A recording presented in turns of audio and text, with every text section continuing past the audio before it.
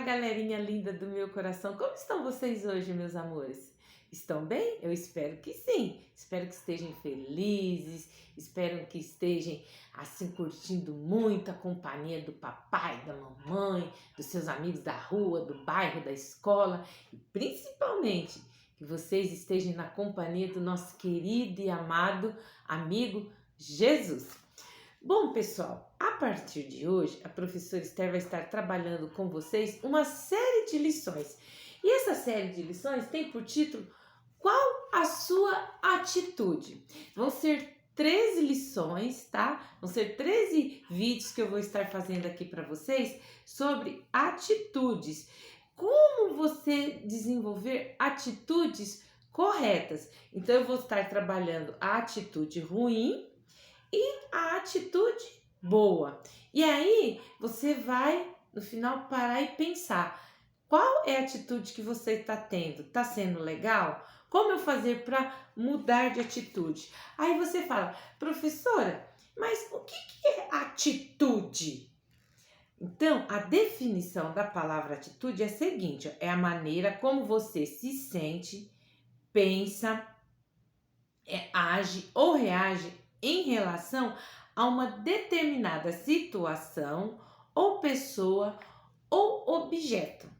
Então, essa é a definição da palavra atitude. E as duas primeiras atitudes que eu vou estar trabalhando, que é uma o contrário da outra, é essa daqui, ó, ira ou autocontrole.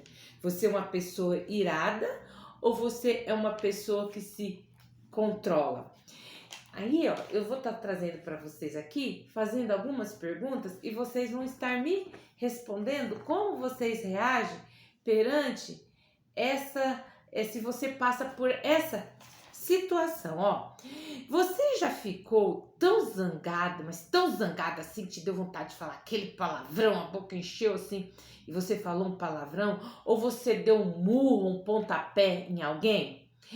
O que deixou você zangado? Seu irmão mudou o canal de TV, você está lá assistindo TV, seu programa preferido, seu irmão chega lá e puf, aperta o controle e muda porque ele quer assistir o programa dele. Ou então seus amigos vão jogar bola, mas você não pode ir porque você tem que terminar a lição de casa que você deixou de fazer. Ou então está chovendo e o papai e a mamãe tinham planejado que vocês iam para o parque. Ou então alguém te chamou de gorduchinho, de sardento. Todos ficaram conversando ao invés de ouvir o que você estava falando. Ou então você torceu o tornozelo quando você sabe que seus amigos vão jogar bola e você faz parte do time. O que acontece quando você fica zangado? Talvez, né, você diga alguma coisa que você se arrependa depois, né, de ter dito aquilo, ou talvez você não diga nada, né, você fica com aquele rancor, aquela raiva guardada por dentro. Na sua mente, talvez você diga algum desaforo, xinga um monte de palavrão, mas só que dentro da cabeça, embora você haja bem com a pessoa que te maltratou, mas você não consegue esquecer ou perdoar o que ela fez. Então, ó, a ira, o que a ira faz com a gente? A ira é um forte sentimento, ó, contra alguém ou alguma coisa. Então, a ira faz com que você tenha um sentimento ruim contra alguém ou alguma coisa. Geralmente, achamos que a ira é a perda de controle do nosso temperamento. E por esse tipo de... E por que esse tipo de ira é errado? Você ficar irado. Porque, ó, quais são as consequências de você ficar irado? Ó, você vai acabar brigando, vai ficar infeliz, vai deixar outras pessoas zangadas. Às vezes você fica irado, mas daí você vai fazer com que o papai ou a mamãe fique zangado com você, porque você bateu no teu irmãozinho menor, ou você deu um chute na canela de um amigo, não é? Vai estragar suas amizades também, porque às vezes você vai xingar o amiguinho e aí ele vai ficar triste com você se você estragou a amizade com ele. Vai trazer infelicidade para as pessoas que gostam de você e para você também. A ira, o pior de tudo é que a ira faz com que você tenha falha no seu testemunho de amor a Deus. E você deixa de demonstrar que é Deus quem está controlando a sua ira. A perda de controle do seu temperamento não agrada a Deus e traz muitos outros pecados para a sua vida. Quando você às vezes está irado, está com raiva, você fala bem assim: a culpa não é minha, não, a culpa é dele, eu não fiz nada, porque você fez algo errado. E você sabe que está errado, mas você, por estar com raiva, você acha que a culpa não é sua. Você joga a culpa no outro. E será que é isso que Deus diz? Será que é isso que Ele quer que a gente faça? Olha só, aqui no Salmo 139, no versículo 23 e 24, fala bem assim, ó: sonda-me, ó Deus, e conhece o meu coração, prova-me e conhece os meus pensamentos, vê se há em mim algum caminho mau e guia-me pelo caminho eterno. Então aqui, ó, essa é uma oração que o salmista fez e ele está falando: Senhor, sonda o meu coração. Será que se o Senhor sondar o seu coração agora, neste momento, será que ele vai ver que seu coraçãozinho tá cheio de ira, tá cheio de raiva? É uma coisa para a gente pensar, né? Então vamos olhar para a palavra de Deus, para dois personagens importantes, para ver como eles agiram perante esse sentimento de ira. O nosso primeiro personagem é o apóstolo Pedro. Os discípulos de Jesus eram pessoas como nós. Às vezes, eles ficavam zangados e Pedro era conhecido por ser o quê? Iracundo. Iracundo é o mesmo que zangado, aquela pessoa que quer resolver tudo na base da porrada, na base da espada, né, na época. E eles esqueciam-se de que Jesus é Deus.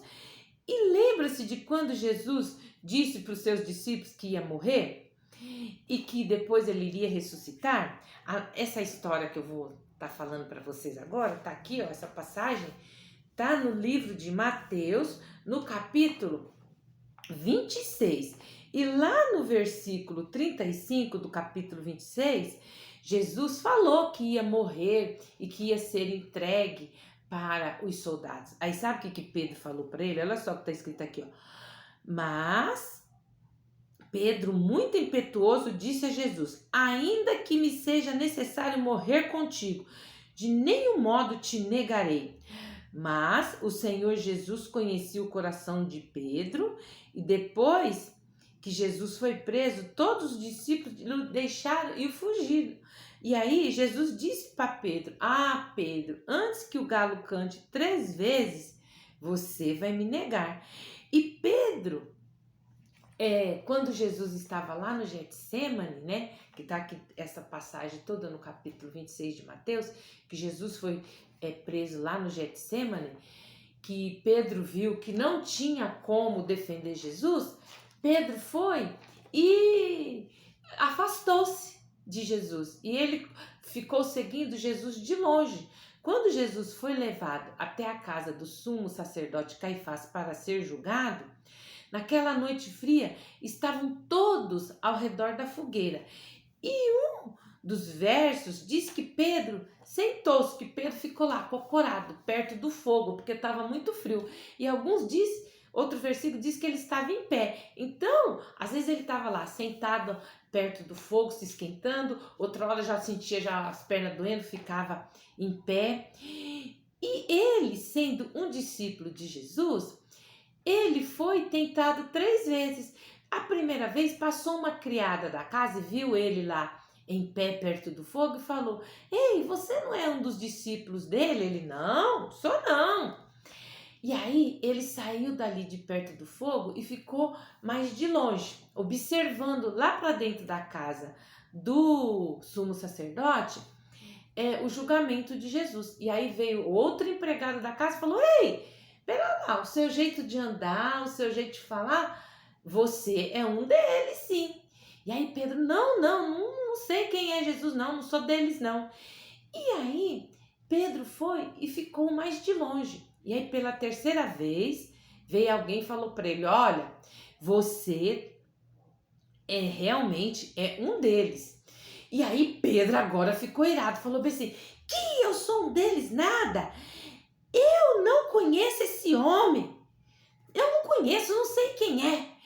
E quando Pedro acabou de falar que não sabia quem era Jesus, o galo cantou 3 vezes, assim como Jesus tinha falado que ia acontecer.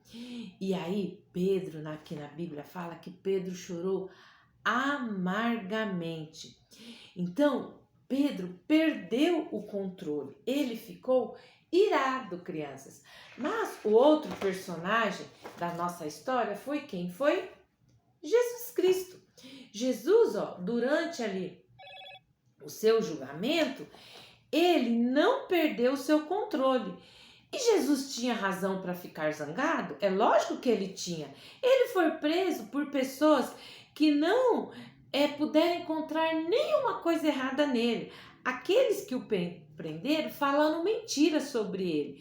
Eles arrumaram falsas testemunhas para falarem contra Jesus, cuspiram nele, bateram nele, o esbofetearam, o amarraram. A Bíblia diz que Jesus permaneceu, tá aqui em Mateus 26 e 63. Jesus permaneceu em silêncio. Isso significa que ele não reagiu e nem disse nenhuma palavra desagradável. Ele teve o quê? Autocontrole. Quando o governador foi e interrogou Jesus, ele não encontrou nenhuma razão para Jesus ter sido preso, para ser condenado. É claro que não. Como é que ele ia encontrar alguma razão no verdadeiro Filho de Deus? Jesus não tinha feito nada de errado.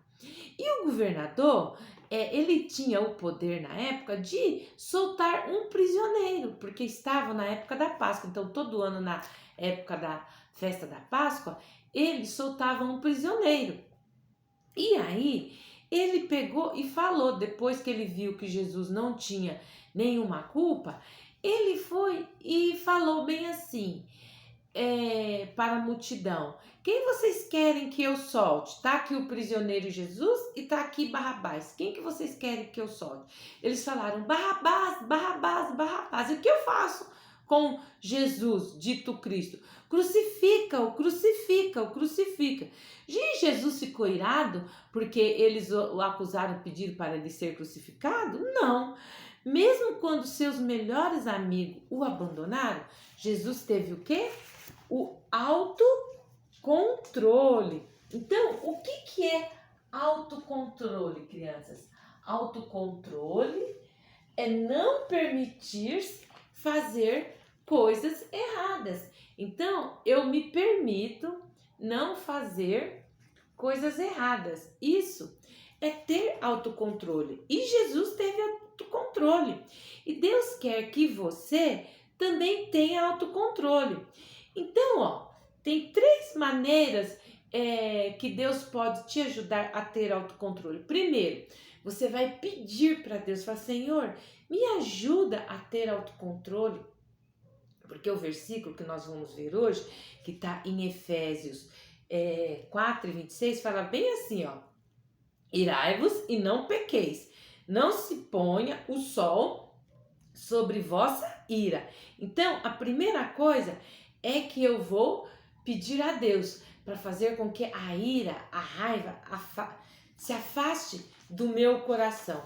A segunda coisa que eu vou fazer é o quê? É perdoar. Perdoar quem me fez eu ficar com raiva. Perdoar se o meu amiguinho me xingou, se ele falou palavrão, se ele praticou bullying comigo, eu tenho que o quê? Que perdoar. Quando você perdoa a pessoa que fez algo errado com você, você vai entender que você também às vezes erra. Você erra e os outros te perdoam. Então você também tem que perdoar. Se você perdoar verdadeiramente, então você abandonará o direito de machucar alguém, mesmo que essa pessoa o machuque. Isso é fácil? Não, crianças, isso não é fácil. Você perdoar quem fez alguma coisa que te desagrada.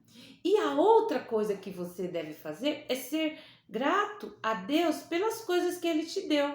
Ser grato, que nem se o seu coleguinha quebrou algum brinquedo seu, agradeça a Deus que você tem um brinquedo que tem para você brincar, ainda para dividir com outro. Se seu irmãozinho foi lá e desligou a televisão ou mudou de canal na hora que você estava assistindo seu programa favorito, ao invés de você brigar com ele ou xingá-lo, agradeça a Deus por você ter um irmão para poder compartilhar as coisas com ele.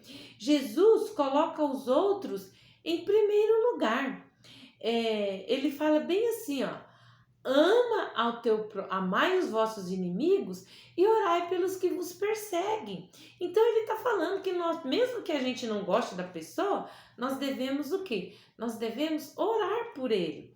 Então, quando você ora a Deus, sendo grato, agradeça a Deus por ter aquele, às vezes, amigo pentelho que te enche as paciências.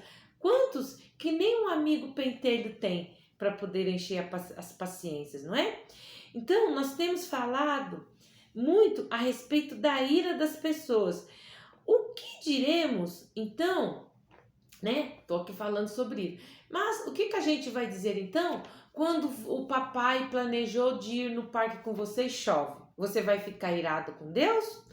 Ou então, que você caiu, se machucou e agora não pode jogar bola? Você vai ficar irado com Deus porque você está machucado?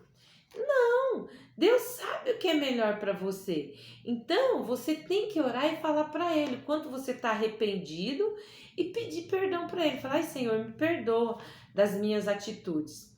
Agora, eu vou fazer para vocês aqui, crianças, um acróstico. O que é o acróstico? O acróstico é uma palavra de onde eu tiro outras palavras. Então, qual que é o nosso acróstico? Tá aqui, ó. Pare. Então, vamos para o nosso pare de hoje. O pare. Qual que é a primeira questão que tá ali no pare, ó? Pensa. Então, eu vou pensar. O que me deixa irado? O que tá me deixando irado? Quais são as situações? Quais são as pessoas? O que é que me deixa irado? Aí depois, ó, atente.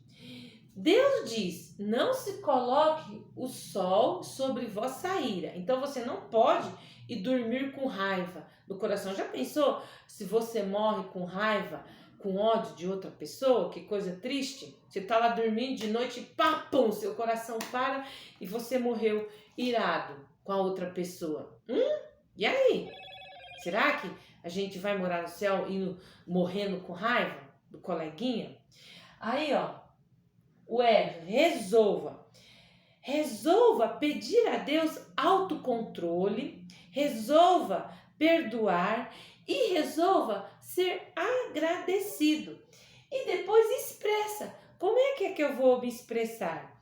Agradecendo a Deus porque Ele quer me ajudar a ter autocontrole e a não ficar irado. Então eu tenho que me expressar. Como é que eu expresso que eu não estou irado? Tendo autocontrole. Assim como Jesus teve. Então, crianças, olha só o nosso versículo de hoje. Olha a cara dessa menina, como ela tá com a carinha braba, ó. Mas é o nosso versículo de hoje, ó. Irai-vos e não pequeis. Efésios 4:26. Então, crianças, eu espero que vocês tenham, assim como Jesus, autocontrole.